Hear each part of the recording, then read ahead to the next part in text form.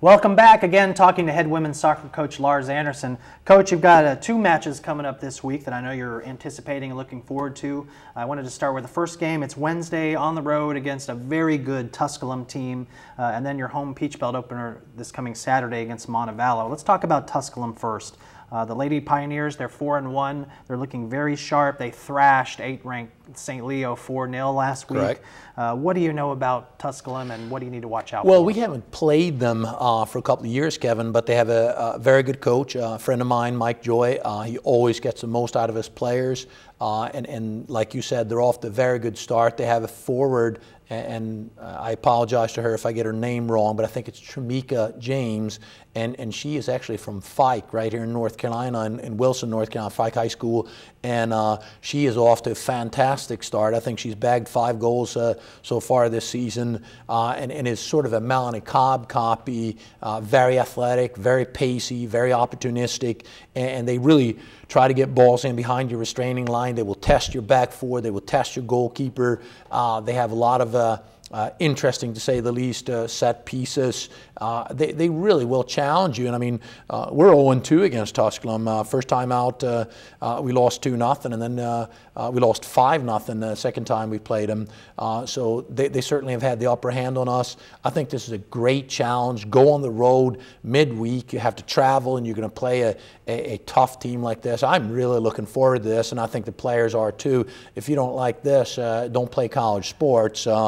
So I'm very much looking forward to playing a very good Tusculum team. And as a tough non-conference opponent like this, I mean, does that help you prepare for the gauntlet that is the Peach Belt with the Columbus States and the Armstrongs? Absolutely, because they're right up there, Kevin. You know, they've made multiple trips, and of course so have we, but they've made a couple of more trips to the NCAAs than we have, and they're right up there with the, like you said, the Armstrongs, the Columbuses, the North Georgias, the so on and so forth. So yeah, this is we purposefully put them on the schedule. Okay, let's move on and talk about Montevallo. The Lady Falcons, they're 3-0-1. They haven't lost yet this season. Last year you drew 1-1 with them in a very tight double overtime game at their place in Alabama. How is their squad this year different from last year's squad, and what are the keys to beating the Lady Falcons? Well, I think they've gotten better, actually. All indications are that they've gotten better. And last year, you know, they were up 1-0. We equalized late in the game to come away with a draw.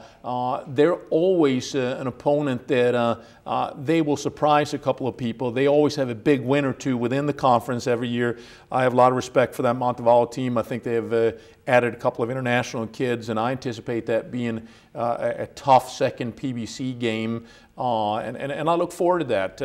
And as you know, winning in the Peach Belt is tough, and it's also very important. You need to win first 2 or 3 games and get on a roll, and I look forward to playing them. I anticipate them being better than last year. I think we are too, so it's going to be a tough match. Now, correct me if I'm wrong, and I might be hallucinating from last year's game, but I recall Montevallo being very big, especially their back four. They were really tall. They're big, strong, and they have a Canadian player up front that is very, very pacey, that scored their goal for them.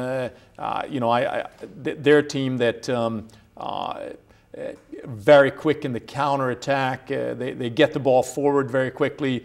So they're certainly an opponent that if you're not on your P's and Q's, they'll get the upper hand on you. We just got about 30 seconds left, Sure. Coach, but I wanted to ask you about the relationship that you have with the men's coach Heinsohn. Do you share pointers? Do you share war stories? Is there a Sweden-Scotland rivalry Well, going on? you know, it's funny that you should say that. On our last bus trip to Georgia Southwestern, somehow we ended up talking about the 1990 World Cup in Italy when Big Mo Johnston for Scotland scored, I believe, both goals, at least one of them, and Scotland beat Sweden 2-1 in the 1990 World Cup. So sure, we give each other a hard time. We talk about the old days a bit, and we have a great relationship, and so do our teams. All right, I appreciate it, Coach. Good luck this week, and hopefully Thank you'll be 4-0 after the end of this week. And that's all the time that we have for this week's edition of the Black and Gold Report. Until next week, go Braves.